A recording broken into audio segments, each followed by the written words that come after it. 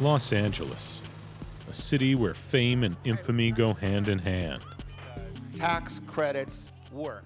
Here, everything seems larger than life, including its politicians. That's State Senator Ronald Calderon. He's one of California's most influential lawmakers, and he's the target of an ongoing federal investigation. According to a sealed affidavit obtained exclusively by Al Jazeera's investigative unit, the senator is for sale, a politician willing to influence legislation in exchange for money.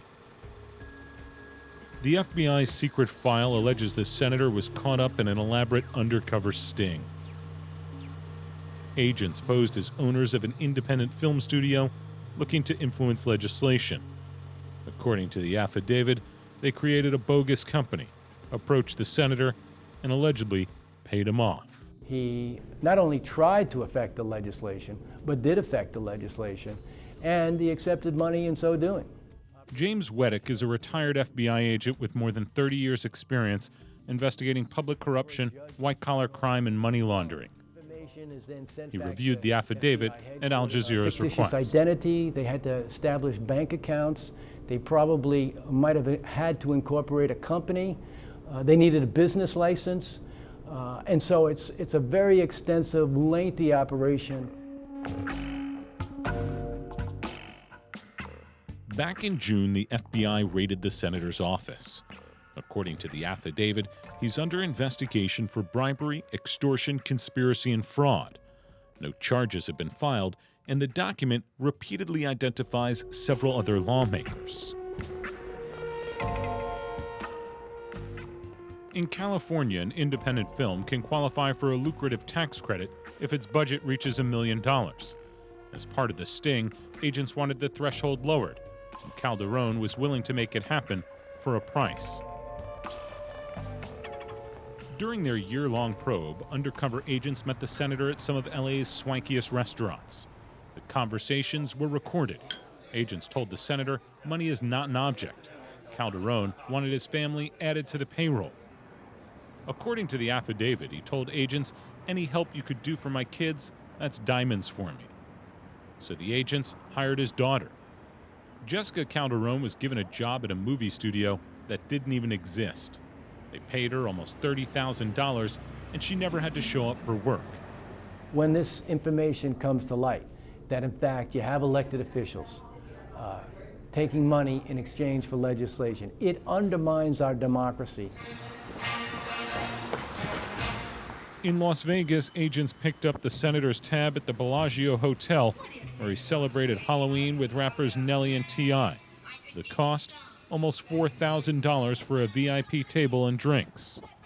A review of records by Al Jazeera's investigative unit found no evidence the gift was ever disclosed as required by state law. The Calderons are a political dynasty. 3 brothers who have held their grip on power for more than 30 years. Charles was the former majority leader in both the state assembly and the Senate. Thomas was an assemblyman and is now a highly paid political consultant. That's a long run. You know, we talk about political dynasties, but 30 years is a long time for any family to have routine political influence in a state as big as California. Louis DeCipio is a professor of political science at the University of California, Irvine.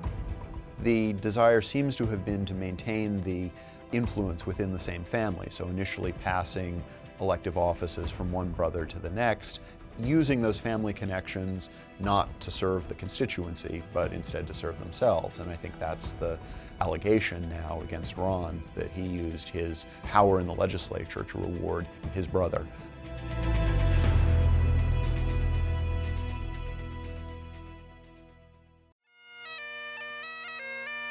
The affidavit refers to the senator's brother Thomas as the so-called deal maker.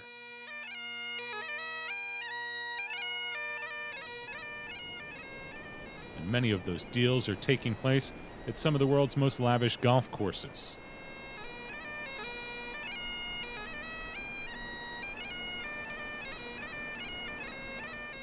Calderon seems to be taking it all in stride.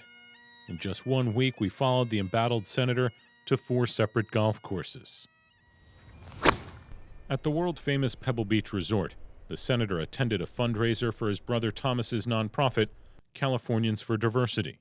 The greens were lined with some of the state's most influential lobbyists. Walmart, Shell Oil, Farmers Insurance, and others all showed support. The liquor was flowing, and Calderon was holding court. Slow it down. Despite an ongoing federal probe, the senator is still rubbing elbows in raising money. His brother Thomas, the alleged dealmaker, runs the nonprofit and controls its purse strings. Agents contributed $25,000. According to the affidavit, the senator and his brother are building up the nonprofit so they can pay themselves down the road. Californians for Diversity. How would you categorize that nonprofit?